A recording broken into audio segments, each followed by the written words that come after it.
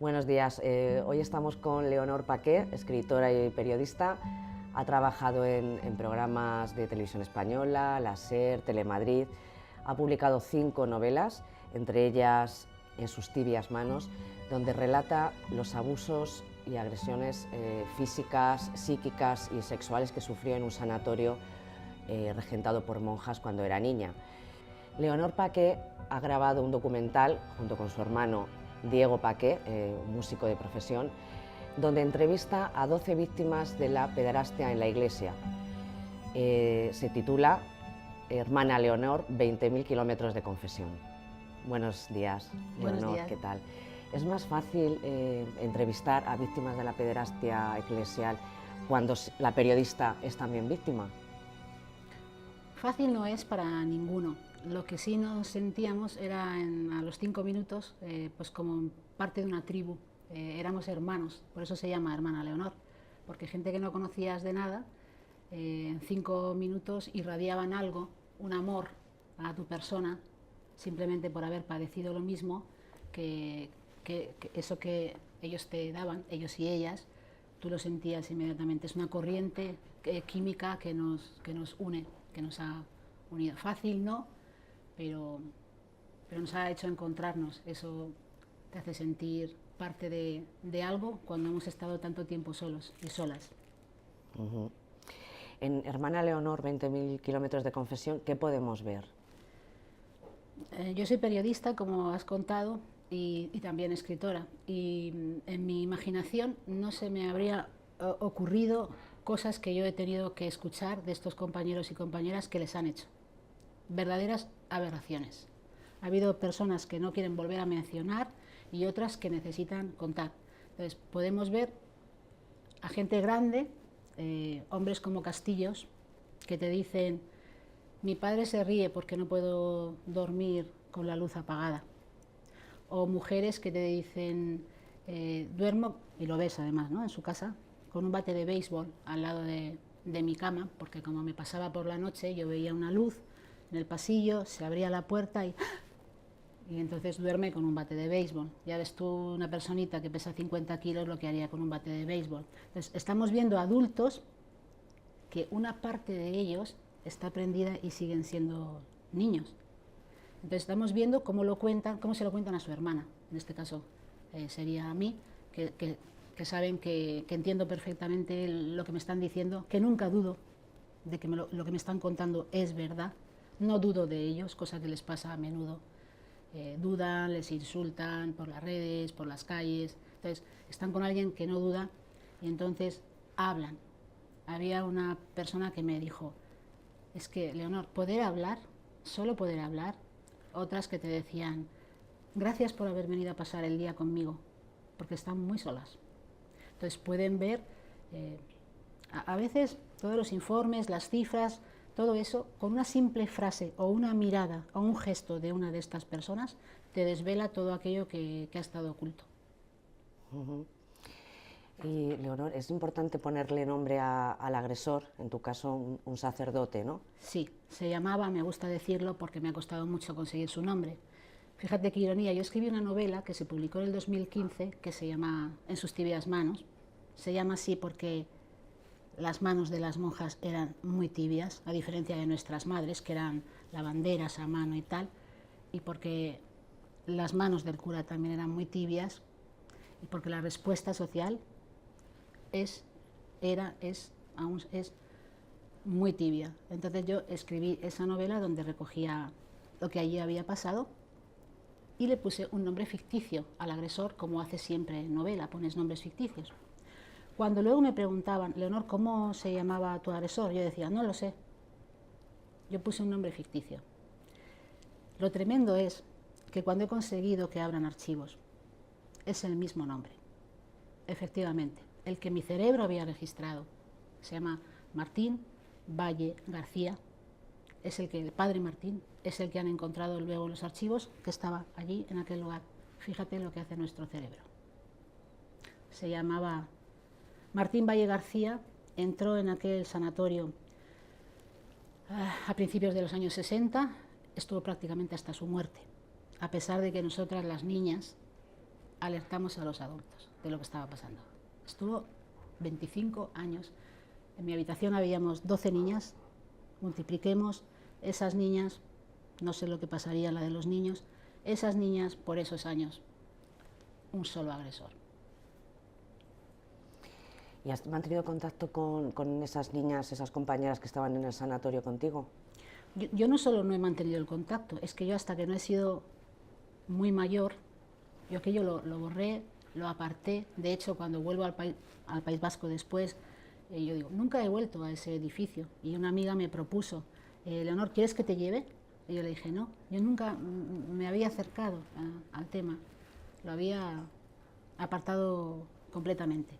Entonces, cuando esto surge, una de las cosas que más te impacta personalmente es cuando alguien te entra por Instagram, fue otra mujer, y te dice, yo también estuve allí, a mí también me pasó.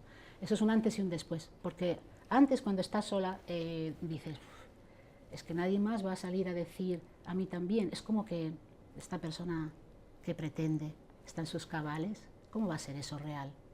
Pero cuando sale por primera vez otra mujer que dice, a mí también, esto es, y te cuenta, y te dice que es en el mismo lugar, en aquel confesionario, las cosas que le decía, las cosas... Entonces dices, yo no estoy loca, todo lo que estaba en mi mente era verdad, ya hay otra persona más, ¿no? Y siempre estamos anhelando personas valientes que digan, a mí también, para sentirnos arropadas. Martín Valle García, me preguntan si odio al personaje, ¿no? Ha fallecido. En realidad, más que a él, que es una sola persona, yo lo que me pregunto es qué hacían todos los demás adultos. Allí había monjas superioras. Nosotros pertenecíamos a la sanidad, éramos niños enfermos, era responsabilidad de los médicos. Entonces era todo un entramado. Es como que nadie quería mirar por la ventana. Y ahí estábamos nosotros. Yo entré con un hermano de 3 años. A mi hermano le fundieron. De esto no puedo hablar. Pero es que un niño de 3 años, yo tenía 8 y ya me sentía yo tan grande, ¿no? Cuidando a mi hermano, pero es que... Entonces, ¿dónde estaban los demás? Hoy en día, es que esta iglesia no quiere saber lo que pasó allí dentro. Soy yo la única que quiere saber. No quieren saber estas buenas gentes de la iglesia qué pasó allí dentro. Son responsables. No fuimos ni una ni dos. Niños enfermos que tú te preguntas, vamos a ver, éramos niños con problemas de pulmón, que no podías subir 3 escaleras sin ahogarte. Esto era nuestra respiración. Estábamos demacrados. Éramos, ya sabemos, los niños de tuberculosis. ¿Cómo podíamos ser objeto de deseo? ¿En qué mente esa criatura, cualquier criatura, y esa es objeto de deseo? No sé, son tantas las cosas que a veces te supera. Necesitamos psicólogos.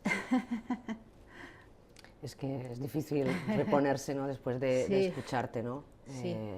Pero yo quiero hablar con una sonrisa. ¿Sabes por qué, Ana? Porque no quiero que me quiten más de lo que ya me quitaron. Yo tengo el firme empeño de ser una persona alegre, feliz en todos los ámbitos. Entonces esa es la lucha, que no me quiten más de lo que ya me quitaron. Vamos a hablar del informe del Defensor del Pueblo, sí. Que es también espeluznante por los datos que arroja, ¿no? Se puede decir que en torno, o sea, 440.000 víctimas españolas de la Iglesia, de la pederastia eclesial. Sí. Esto nos sitúa en el primer puesto, ¿no?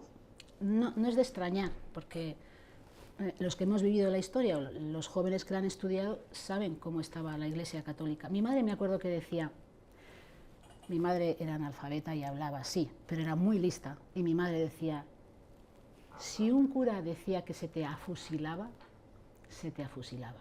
Y era cierto, un cura decidía. En tu familia, incluso si tenías trabajo, si no tenías trabajo, eran los amos.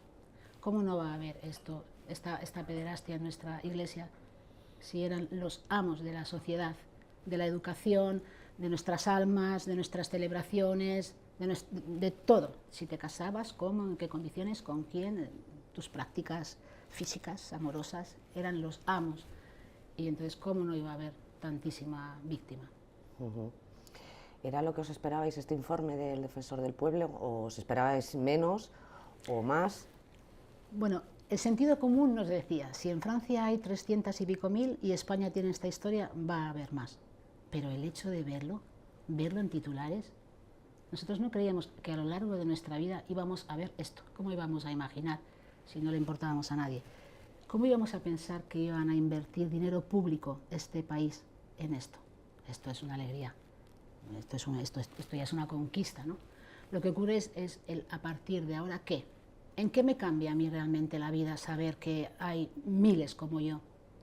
Yo lo que necesito es un psicólogo, mis compañeros necesitan un psicólogo de confianza, donde puedas hablar, donde puedas sacar a esa niña y ponerla ahí, darle el cariño, que lo que sea, los cuidados, tal, y volver a vivir. Muchísimos de nosotros no te lo puedes permitir económicamente, no hay profesionales formados en este tipo de violencia y de agresiones. Entonces, cuando la Iglesia te dice, porque nos lo dice, ponemos unos psicólogos a vuestra disposición. Señores, ¿usted cree que yo voy a confiar en que el psicólogo que usted designe, qué va a hacer con lo que yo le cuente? Ni siquiera tenía yo la confianza. Lo que le estoy contando al defensor, que ellos te dicen es totalmente, claro, lo van a guardar, pero yo le decía, ¿y cómo sé que ustedes van a poder proteger eso dentro de 5 años o dentro de 10? No lo sabemos, ¿no? Lo que necesitamos son cosas que nos cambien la vida, es un apoyo psicológico. Nos hacen parecer víctimas muy feas cuando decimos, sí, queremos que la Iglesia pague económicamente. Sin embargo, yo he venido por ahí por la calle, si con mi coche, espero que no, golpeo a alguien en un paso de peatones y le hago daño en un brazo, yo soy responsable. Tengo una responsabilidad y tengo un seguro para responder de eso. ¿Por qué la Iglesia civil? La Iglesia no es responsable ante lo civil. Mira, ha dicho ahora este señor, el jefe de la Iglesia, Omeya, anoche lo vi, no tenía que ver estas cosas por la noche, que luego no duermo en paz. Con un tono muy jocoso y burlón decía, bueno, ustedes además de letras sabrán matemáticas. No es posible estas cifras que se extrapolen, bla, bla, bla. No hable usted en ese tono, señor, que todos los compañeros están diciendo, en mi habitación éramos tantos. Una noche me pasaba a mí y luego mirábamos por dónde iba la linterna para saber a qué otro le había tocado. Todos decimos, en mi cuarto había más, en mi cuarto había más. Ustedes saben que son muchísimos más. No nos insulte de esa manera. Entonces, ustedes son responsables. Tienen un patrimonio maravilloso y estupendo. Tienen un concordato con nuestro gobierno que le da una cantidad económica, asuman su responsabilidad. Y luego han dicho, pagaremos cuando paguen a las víctimas en la escuela o en el deporte. ¿Pero qué está usted argumentando, señor? Usted no es responsable de lo que pasa en la escuela o de lo que pasa en el deporte, pero en su iglesia sí. Y le diré una cosa, si en la escuela un director encubre a un profesor agresor, es un delito. Ustedes no, ustedes se protegen unos a otros, tienen su concordato y no responden ante lo que responden los demás. Por tanto, haga el favor de limpiar su casa, que la tiene bien sucia, y deje de echar balones fuera. ¿Qué os gustaría o qué necesitaríais las víctimas por parte de la Iglesia, además del pago de las indemnizaciones, por supuesto, que le corresponderían? ¿Qué tipo de declaración o de petición de perdón necesitaríais?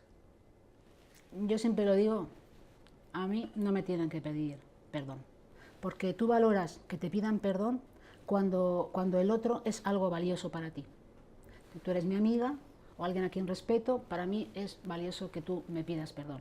En este caso no tiene mi respeto, no tiene mi consideración. Me da igual que pidas o que no pidas, porque no eres determinante en mi vida, con tu perdón. Lo que sí es determinante es que abras los archivos, porque igual que yo, mis compañeros y compañeras, una vez que he sabido quién es ese señor, yo quiero saber quién le puso allí, quién no le quitó nunca, por qué estuvo allí. Y eso está en sus archivos, no está en ningún otro lado. Entonces, queremos que informen.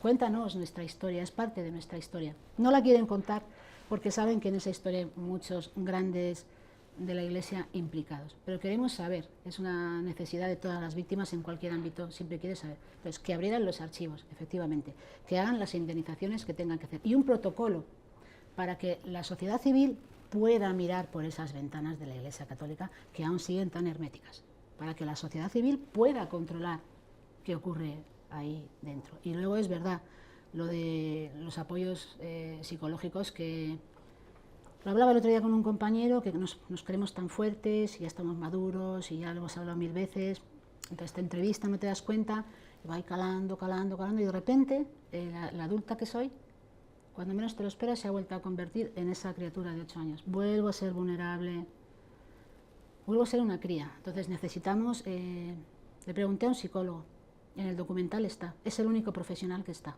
Pensamos muy bien, metemos abogados que cuenten frente a qué nos enfrentamos, metemos a médicos, metemos a docentes, no, la voz es la de las víctimas, pero como siempre nos preguntan qué te hicieron, ¿no? Yo le dije al psicólogo, puedes contarme tú qué me hicieron con tus palabras, tú que has estudiado y analizado en el cerebro qué fue lo que nos hicieron.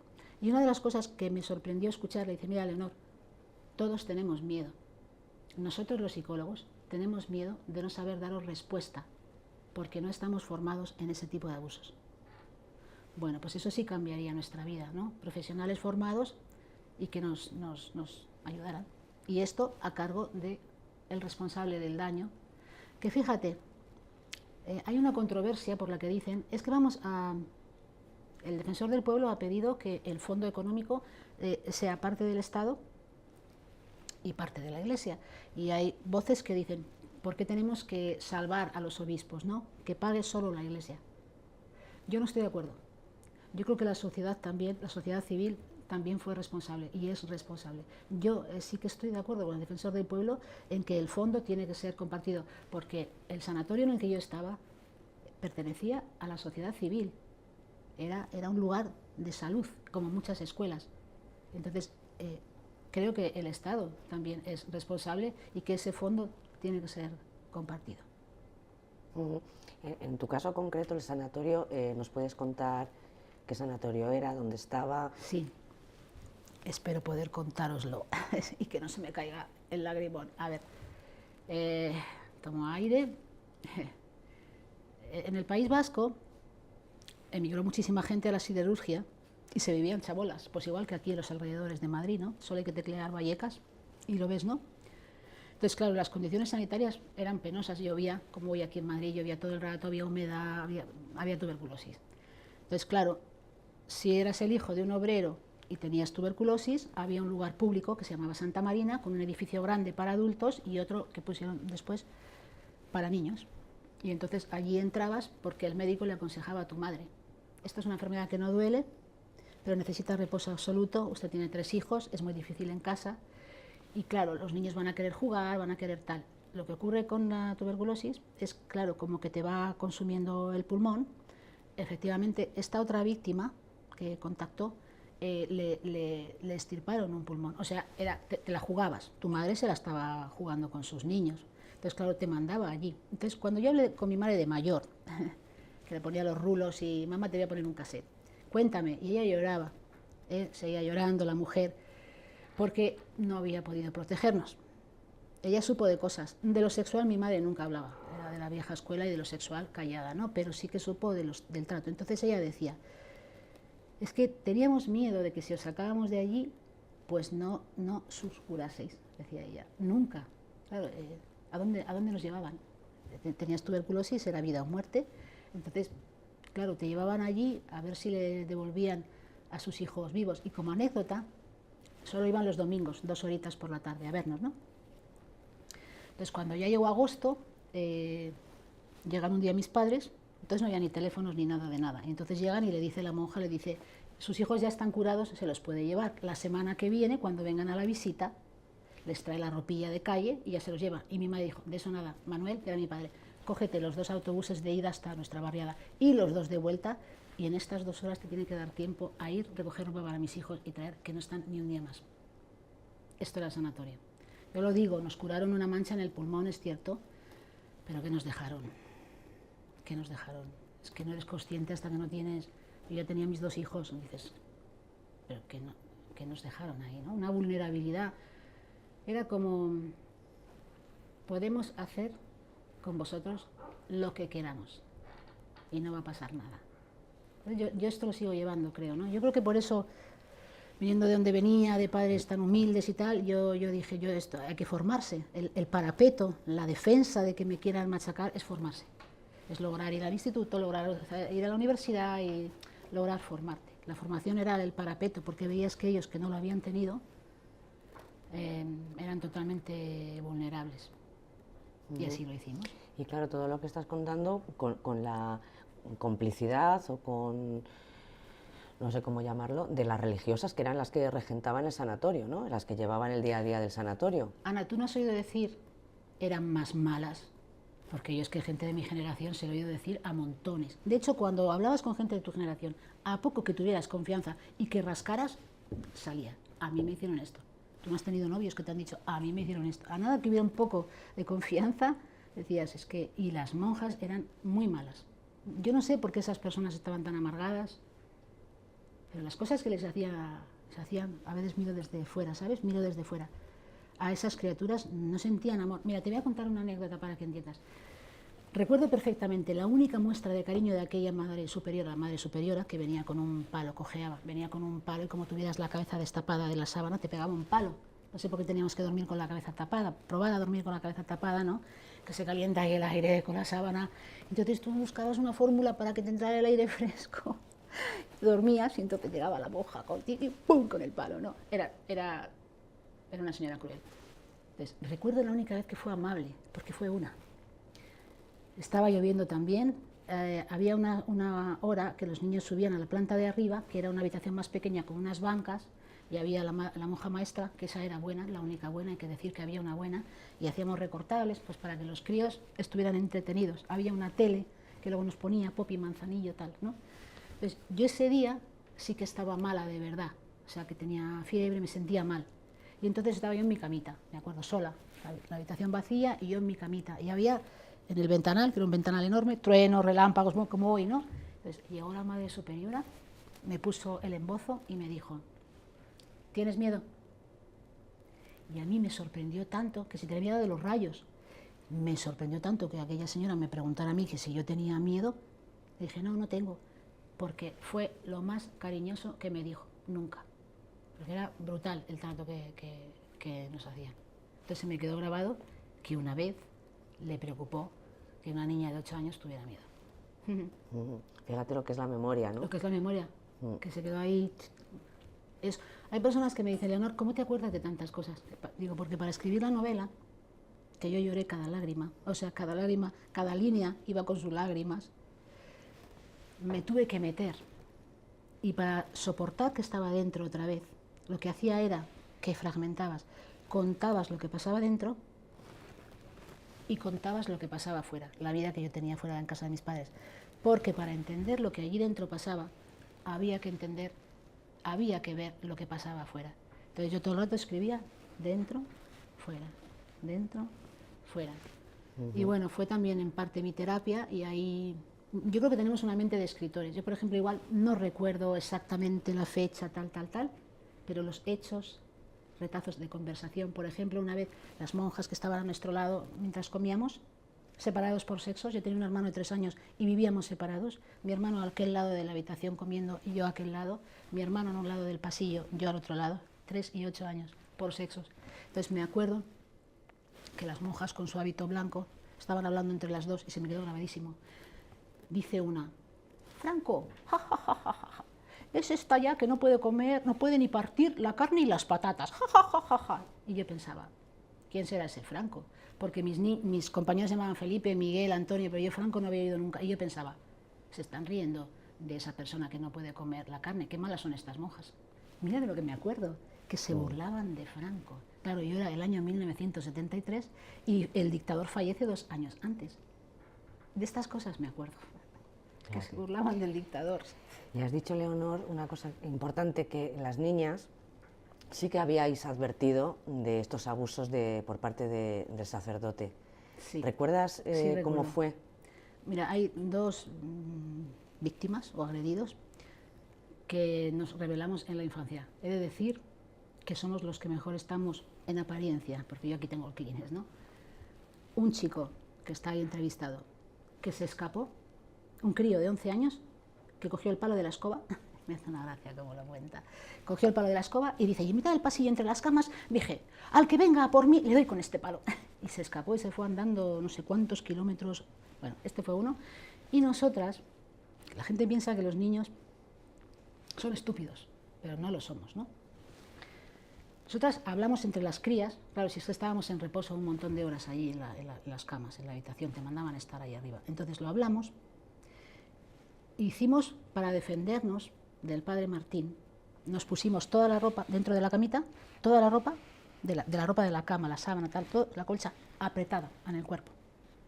Así, las 12 crías, así en la cama. Decidimos que íbamos a esperarle así, para que cuando llegara, no nos llegara a donde él siempre llegaba. Entonces, claro, ahí están las crías, pero había dos cuidadoras laicas, una de los niños, se llamaba María, y otra de las niñas que se llamaba Isabel, las demás eran monjas.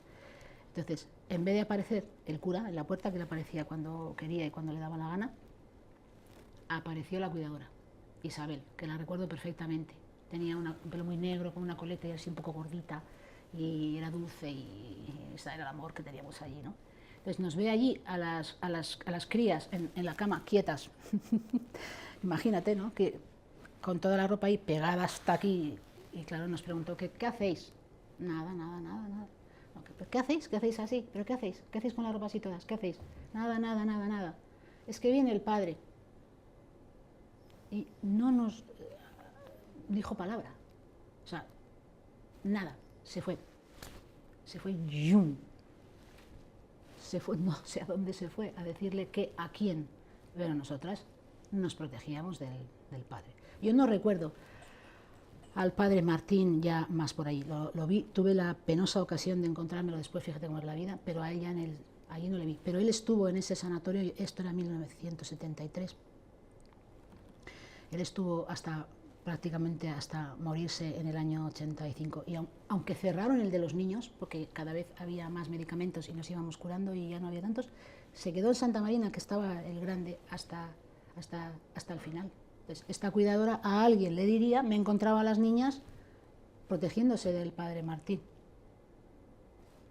Sí, pero no Nadie dijo nada. No surtió el efecto de apartarle del lugar o abrir un procedimiento. No, él se quedó allí hasta prácticamente su muerte. Nada. Entonces, ahora cuando preguntas, ¿qué quieres saber? ¿Por qué este señor se quedó allí? ¿Quién le puso allí? Nadie supo nada más.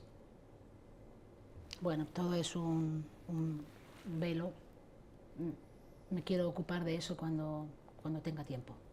Espero no acabar mis días sin haber logrado saber quién era ese personaje y qué hacía allí y por qué estaba allí y por qué estuvo hasta la democracia. Ya había acabado la dictadura, ¿eh? En el año 85 ya éramos democracia. ¿Quién era? ¿Quién le mantuvo allí? Personaje siniestro. Volviendo al documental, también vamos a poder escucharte, verte en el documental, o simplemente haces de conductora, de entrevistadora. También se te va a poder ver como víctima. El documental es una serie documental que tiene 4 capítulos con 3 entrevistas de compañeros y compañeras, son 12, y el último es donde contamos la de mi hermano. O sea, ha dicho, esto es lo que quiero hacer como director.